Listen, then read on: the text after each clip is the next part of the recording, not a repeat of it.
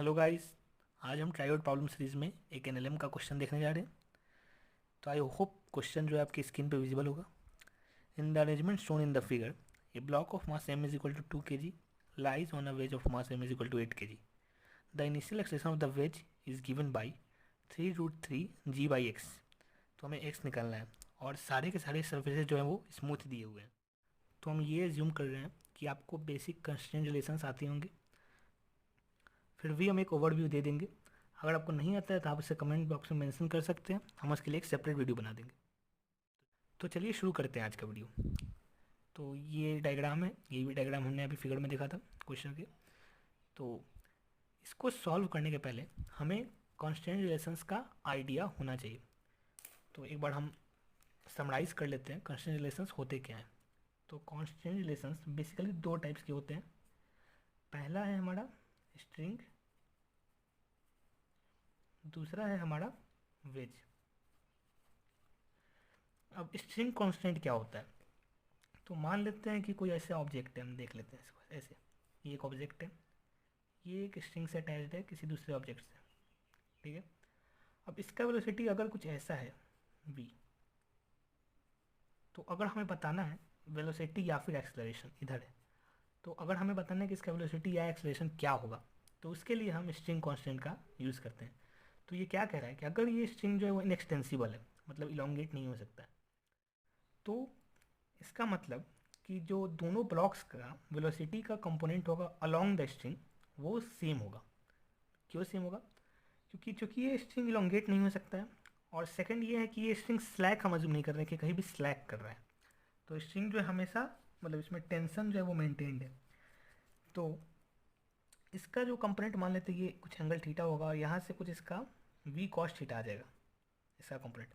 अब अगर इसका वी कॉस थीटा कंपोनेंट जो है वो इसके वेलोसिटी से ज़्यादा होता है, तो स्ट्रिंग जो है वो इलोंगेट करने लगेगा, जो कि पॉसिबल नहीं है।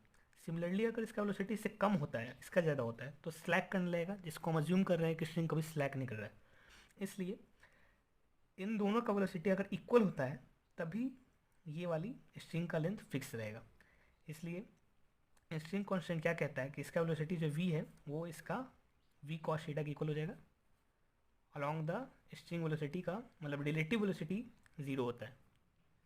अब सेकंड कांस्टेंट है हमारा वेज कांस्टेंट। तो ये क्या कहता है कि जैसे कोई एक वेज है, इस पर कोई ऑब्जेक्ट ऐसे यहाँ पर है, तो मतलब इस वेज पर इस अटैच्ड है, बना ही लेते हैं, ये वेज से अटैच्ड है, मतलब वो वेज को नहीं लीव कर रहा है कभी ऑब्जेक्ट। मतलब ऐसा नहीं है कि कुछ वेज, ये ऑब्जेक्ट जो है वो अपने मोशन के ड्यूरेशन में ये वेज को ही लीव कर दे रहा है, और वेज जो है वो रिजिड है, मतलब कि ऐसा नहीं कि वो कंप्रेस कर दे रहा है वेज को। तो अगर ये दोनों कंडीशंस मेंटेन्ड है, तो इसका जो वेलोसिटी एक्सेलेरेशन होगा परपेंडिकुलर टू द वेज, और जो वेज का एक्सेलेरेशन होगा, तो दोनों का रिलेटिव एक्सेलेरेशन एक डायरेक्शन में जीरो हो जाएगा। मतलब जो perpendicular to the wedge direction है उसके लिए इन दोनों का रिलेटिव एक्सेलेरेशन जीरो हो जाएगा। क्यों? क्योंकि अगर इसका एक्सेलेरेशन इस वेज के एक्सेलेरेशन के से ज़्यादा होता है तो ये कंप्रेस करने लगेगा, और सिमिलरली कम होता है तो ये लीव करने लगेगा। इसलिए इन दोनों का एक्सेलेरेशन सेम हो जाएगा। तो यही है हमारा बेसिकली वेज कांस्टेंट। अब हम देखते हैं कि इस क्वेश्चन को कैसे सॉल्व करना है। तो इसके लिए तो एक सेपरेट वीडियो बनानी पड़ेगी। अगर आपको कोई डाउट है, और भी काफ़ी सारे रिलेशंस होते हैं कांस्टेंट और वेज के, आई मीन काफ़ी स्टैंडर्ड केसेज हैं, तो अगर आपको उसमें कोई डाउट है तो आप कमेंट सेक्शन में मेंशन कर सकते हैं, हम उसके लिए एक सेपरेट वीडियो बना देंगे। अब फिर से देख लेते हैं कि इसको कैसे सॉल्व करना है। तो इसको सॉल्व करने के काफ़ी वेज हो सकते हैं। तो हम जो वे यूज़ करने जा रहे हैं वो काफ़ी सिंपल है और इजी टू क्लिक है। मतलब आप अगर इस अप्रोच को एक बार देख लेते हैं, मतलब इस वीडियो को आप अच्छे से देख लेते हैं एक दो बार, और इस कॉन्सेप्ट को समझ जाते हैं कैसे करना होता है क्वेश्चंस को, तो आप काफ़ी अच्छे अच्छे क्वेश्चंस भी इजीली कर सकते हैं। तो ये भी एक सही क्वेश्चन है। तो देखते हैं इसमें क्या करना है। हम क्या करेंगे, सबसे पहले स्ट्रिंग कांस्टेंट का यूज़ करेंगे, क्योंकि हमें एक एक्सेलेरेशन इसका कुछ होगा और सिमिलरली एक्सेलेरेशन कुछ इस वेज का होगा, इन दोनों में एक रिलेशन चाहिए। तो इसके लिए हम क्या यूज़ करेंगे, देखिए हमने देखा था अभी अभी कि जैसे इसका एक्सेलेरेशन हम a1 इधर जूम कर लेते हैं, ठीक है। तो अभी हमने देखा है कि अलोंग द स्ट्रिंग जो है वो रिलेटिव एक्सेलेरेशन जीरो होता है, मतलब कि ये a1 है, तो अलोंग द स्ट्रिंग इसका एक्सेलेरेशन जो है वो भी इधर की तरफ a1 हो जाएगा विथ रिस्पेक्ट टू वेज। मतलब वेज के, मतलब अलोंग द इंक्लाइन ये a1 से मूव करेगा, ये हम स्ट्रिंग कांस्टेंट से ईजिली देख सकते हैं। आप इसे बाकी कांस्टेंट रिलेशन से भी डिराइव कर सकते हैं। तो पहला रिलेशन तो यही आ गया कि इसका एक्सेशन जो है वो इसका एक्सेशन दोनों इक्वल है, आई मीन मैग्नीट्यूड में, और डायरेक्शन की जो वेज है वो हॉरिजॉन्टल डायरेक्शन में राइट साइड की तरफ मूव कर रहा है, और सिमिलरली ये A1 जो है वो नीचे की तरफ मूव कर रहा है। अब हमें एक और इक्वेशन लिखना होगा, क्योंकि अभी तक तो सिर्फ एक रिलेशन आया है, अभी तक कोई इक्वेशन नहीं आया है और भी। तो उसके लिए जो हम यूज़ करने जा रहे हैं स्टेप, वो काफ़ी इंपॉर्टेंट स्टेप है, क्योंकि ये लोग इनिशियली यूज़ नहीं करते। लोग जो है वो काफ़ी लेंदी बना देते हैं क्वेश्चन को अननेसेसरी स्टेप्स इंट्रोड्यूस करके, और अगर इस स्टेप पे पहुंचते भी हैं तब तक काफ़ी टाइम निकल गया होता है, और फिर हमें फ्रस्ट्रेशन भी होता है, कैलकुलेशन एरर भी हो सकता है। इसीलिए ये स्टेप जो है हमें सबसे पहले सोचना चाहिए। तो कोई भी क्वेश्चन अगर आपको एनएलएम का मिलता है तो आपको कैसे सॉल्व करना है, तो सबसे पहले आपको इसकी 3 कैटेगरीज बना लेने हैं। फर्स्ट है, जैसे कि हम इसको जो है वो ए एज्यूम कर रहे हैं, और ये इसको हम बी लिख देते हैं। ये जो वेज है इसको हम block B, object B assume कर रहे हैं, और इसको हम ए एज्यूम कर रहे हैं, जस्ट फॉर राइटिंग कन्वीनियंस। तो अगर हमें इक्वेशन लिखना है तो हम कितने वे से लिख सकते हैं, तो टोटल इस केस में 3 वे से लिख सकते हैं। फर्स्ट वे है फॉर ऑब्जेक्ट ए, तो ऑब्जेक्ट ए के लिए अगर हम इक्वेशन लिखते हैं। सेकंड वे है फॉर ऑब्जेक्ट बी, और थर्ड वे है हमारा ए प्लस बी को अगर हम एक सिस्टम अज्यूम कर लेते हैं। तो ये टोटल इन दोनों के लिए अगर हम इक्वेशन लिखते हैं, तो अगर हम ए के लिए लिखते हैं तो ए के लिए भी इक्वेशन लिखना ईजी है। पर इसमें क्या प्रॉब्लम है कि इसमें एक और वेरिएबल आ रहा है, नॉर्मल। अब अभी तक हमने नॉर्मल को इंट्रोड्यूस नहीं किया है। हमारे पास एक वेरिएबल है टेंशन का, फिर एक वेरिएबल A1 का है, तो अभी तक 2 ही वेरिएबल है। तो एक थर्ड वेरिएबल इंट्रोड्यूस होगा, तो एक इक्वेशन हमें और लिखना पड़ेगा। तो इसको अभी हम इनिशियली इसको हम रहने देते हैं। फिर सिमिलरली बी में भी नॉर्मल आ जाएगा, क्योंकि एक नॉर्मल इधर से लगेगा। तो इसकी जो FBD बनाएंगे या इसके लिए इक्वेशंस लिखेंगे उसमें भी एक नॉर्मल आएगा, तो इसको भी अभी हम रहने देते हैं। अब अगर A plus B as A system हम लेते हैं तो इसमें नॉर्मल जो है वो इंटरनल है, ठीक है, और एक जो ग्राउंड से नॉर्मल आ रहा है उसको वो वर्टिकल डायरेक्शन में, और उससे ये बैलेंस कर दे रहा है, क्योंकि मतलब ये तो कॉन्टैक्ट तो लीव नहीं कर रहा है कभी वेज, वो हमेशा ग्राउंड के कॉन्टैक्ट में। तो इसलिए इसमें आपको अननेसेसरी फोर्सेज नहीं है, इक्वेशन लिखने में भी ईजी होगा। तो आप देखते हैं इसमें इक्वेशन कैसे लिखना है। तो ए प्लस बी पर नेट फोर्सेस क्या लग रहे हैं, तो इसके लिए आपको सबसे पहले इसको मतलब पूरा कवर कर देना होगा, मतलब इसको आप सर्कल कर दीजिए जिससे आपको कन्फ्यूजन नहीं हो बाकी फोर्सेस के बीच में। तो इसके अंदर जो भी फोर्सेस है ये, वो आपके काम की नहीं है, वो आपको नहीं लिखने, क्योंकि वो सारे इंटरनल हो जाएंगे। और सेकेंडरी कि हम जो इक्वेशन है वो हॉरिजॉन्टल डायरेक्शन में लिख रहे हैं। क्यों लिख रहे हैं, क्योंकि हमें पता है कि वे जो हॉरिजॉन्टल डायरेक्शन में मूव करेगा, तो अननेसेसरी वेरिएबल्स को भी हटाना है, हमें फालतू के वेरिएबल्स नहीं लाना है, इसलिए हम हॉरिजॉन्टल डायरेक्शन में इक्वेशन लिख रहे हैं।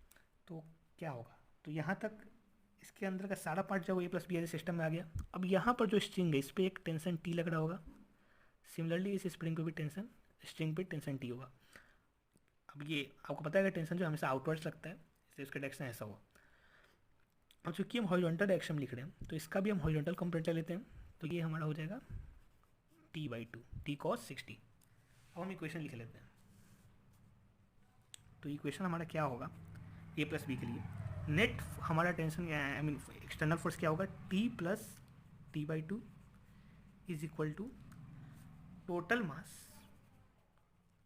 Into horizontal acceleration. अब आप बोले कि इसका एक्सेलरेशन कुछ A1 था, फिर इसका एक कंपोनेंट लेंगे तो इसका नेट एक्सेलरेशन तो कम हो जा रहा है, तो वो नहीं है, क्योंकि हमने इसको विद रिस्पेक्ट टू वेज लिया है, और पूरा सिस्टम का मतलब चूँकि हमने इसको ऐसा लिया है और उसी से हमारा ये A1 इधर आया है, मतलब ये दोनों एक दूसरे से कनेक्टेड थे। तो ये A1 इधर मूव कर रहा है, इसलिए ये A1 इधर मूव कर रहा है। तो इसके 2 एक्सेलरेशन हो गए, एक होगा A1 इधर और एक होगा A1 इधर हॉरिजॉन्टल डायरेक्शन में। तो इसका हॉरिजॉन्टल डायरेक्शन में ही नेट एक्सेलरेशन जो है विद रिस्पेक्ट टू विच हमारा A1 है, इसलिए हम यहाँ पर m plus M into A1 लिखे हैं। तो ये हमारा फर्स्ट इक्वेशन आ गया।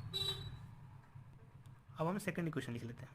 तो सेकंड इक्वेशन के लिए हम ए के लिए नेट एक्सेलरेशन का इक्वेशन लिखते हैं। तो ए का 2 एक्सेलरेशन है, एक तो हमने A1 ये इधर है शो हो रहा है, और दूसरा जो कि ये वेज से कनेक्टेड है, और वेज का एक्सेलरेशन A1 हॉरिजॉन्टल में है, तो इसका भी एक्सेलरेशन A1 हॉरिजॉन्टल डायरेक्शन में है। तो इसके 2 एक्सेलरेशन हुए। अब चूँकि हम अलॉन्ग द इंक्लाइन इक्वेशन लिखने जा रहे हैं, हमें इक्वेशन इसमें अलॉन्ग द इंक्लाइन लिखना है, तो उसके लिए इसका नेट एक्सेलेरेशन कुछ माइनस होगा, क्योंकि ये A1 जो है अलॉन्ग द इंक्लाइन था, और उसका आपको A1 जो ये था इसका एक कंपोनेंट को आपको माइनस करना होगा। तो अब हम लिख लेते हैं उसके लिए। तो इस पर एक टेंशन इधर लग रहा होगा T, और नीचे एक mg कॉस साइन थीटा। तो यहाँ पे थीटा जो है वो 60 डिग्री है। तो हम इक्वेशन लिख लेते हैं। क्योंकि इसका एक्सेलेरेशन नीचे की तरफ हो रहा है तो हम इसको नीचे मतलब नीचे के डायरेक्शन को पॉजिटिव जूम कर रहे हैं। तो mg कॉस 60 हो जाएगा हमारा √3/2 minus T is equal to small m, इसका मास ये। तो इसका एक्सेलेरेशन कितना हो जाएगा, A1 जो है वो डाउनवर्ड है, सॉरी हाँ यहाँ पे आई मीन विजिबल शायद नहीं हुआ होगा उस टाइम, उप्स सॉरी, ये विजिबल आई थिंक नहीं हुआ होगा। तो ये बहुत बता देते हैं कि यही हुआ है हमने mg/√3 इसका आई मीन जो नीचे वाला कंपोनेंट है ये नीचे तरफ एक्सेलेरेशन फोर्स है, उसमें से टेंशन माइनस किया है, नेट फोर्स का equation I mean mass into acceleration का इक्वेशन ही लिखा है। तो नेट इसका एक्सेलेरेशन कितना हो जाएगा A1 माइनस A1। अब इसका भी एक कंपोनेंट हमें माइनस करना होगा। तो हमने जैसे जैसे बताया कि ये A1 इसका एक्सेलेरेशन अलॉन्ग द वेज ऐसे A1 है, और एक हॉरिजॉन्टल डायरेक्शन में A1 है, तो इसका भी एक कंपोनेंट आएगा अलॉन्ग द वेज। तो ये एंगल 60 डिग्री है, तो सिमिलरली ये एंगल भी 60 डिग्री हो जाएगा। तो ये A1 cos 60 equal to A1/2 हो जाएगा। उप्स, विजिबल अगर नहीं हुआ होगा तो एक और बता देते हैं कि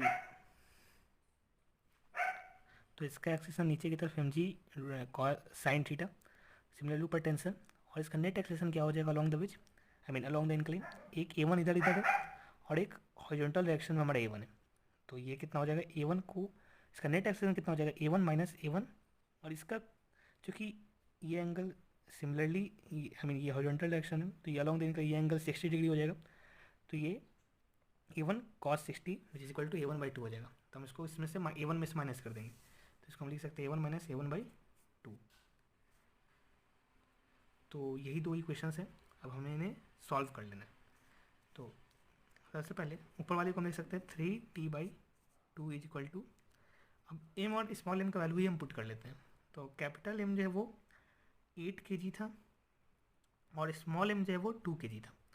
तो ये हो जाएगा 8 + 2 which is equal to 10 into A1। तो यहाँ से हमारा t जो है वो आ जाएगा 20 A1/3। ये हमारा इक्वेशन आप 1 कह सकते हैं। अब इसको हम इसको हम इस इक्वेशन में ऐड कर देंगे। तो अगर इन दोनों को ऐड करते हैं तो ये दोनों माइनस हो जाएगा, तो हमारा नेट आ जाएगा। इसमें वैल्यू पुट कर लेते हैं, तो m का वैल्यू 2 था, तो ये हो जाएगा 10√3 is equal to 20 A1/3 plus ये हमारा A1 m इंटू A1/2 हो जाएगा, और m का वैल्यू जो है वो 2 है, तो ये सिमिलरली सिंपली A1 हो जाएगा, तो प्लस A1। तो हमारा A1 का वैल्यू यहाँ से सॉल्व करेंगे तो आ जाएगा आई मीन 10 इंटू ये ऊपर चलेगा 3√3/23।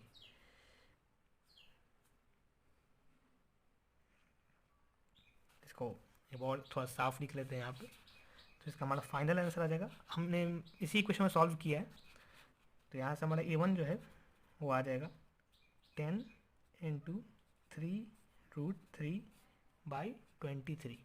अब ऑप्शंस को मैच करते हैं, तो वहाँ पे सिर्फ ये जो G है उसको 10 से रिप्लेस कर दिया गया, और नीचे जो x का वैल्यू है वो 23 हो जाएगा। तो x इज इक्वल टू 23 हमारा फाइनल आंसर है।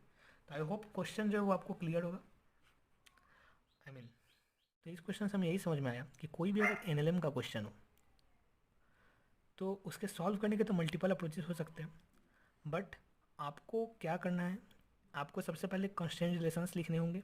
अब आपने जो भी वेज जानते होंगे, आप जो भी वेज जानते होंगे इक्वेशंस लिखने का, स्ट्रिंग कांस्टेंट, वेज कांस्टेंट, तो बेसिक वही है। बाकी वेज अलग अलग है लिखने के, जैसे हम क्या करते हैं इसको L1 L2 L3 लिख कर फिर इसको डिफ्रेंशिएट कर देते हैं, या फिर हम velocity of I mean approach separation वाला वे से करते हैं, या फिर T.A से, बहुत सारे वेज हैं। उसके लिए हम एक सेपरेट वीडियो में डिस्कस कर देंगे। तो आपको सबसे पहले इक्वेशंस लिखने हैं। फर्स्ट में तो हमने लिख लिया सारे रिलेशंस, कांस्टेंट रिलेशंस। अब सेकंड वे आपको यही करना है। आप चाहे अगर आप 11th में हैं तो आप चाहे तो इसका इक्वेशन लिख सकते हैं, जैसे ए का इक्वेशन लिख सकते हैं, फिर बी के लिए लिख सकते हैं, फिर पूरे सिस्टम के लिख सकते हैं।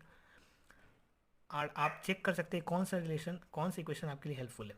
अब इक्वेशन लिखने के लिए भी आपको एक और चीज़ समझनी होगी कि किस डायरेक्शन में हमें सॉल्व करना है। तो आपको उसके लिए थोड़ा कॉमन सेंस भी अप्लाई करना चाहिए कि जैसे इसका एक्सप्रेशन A1 इधर है, अब बेसिकली हम इसको एकदम ईजिली सॉर्ट आउट कर सकते हैं कि इसका एक्सप्रेशन कुछ A1 अलॉन्ग द वेज आ गया, फिर एक A1 होगा, तो एकदम सिंपली क्लियर दिख जाएगा कि इसका एक्सप्रेशन कैसे हो रहा होगा।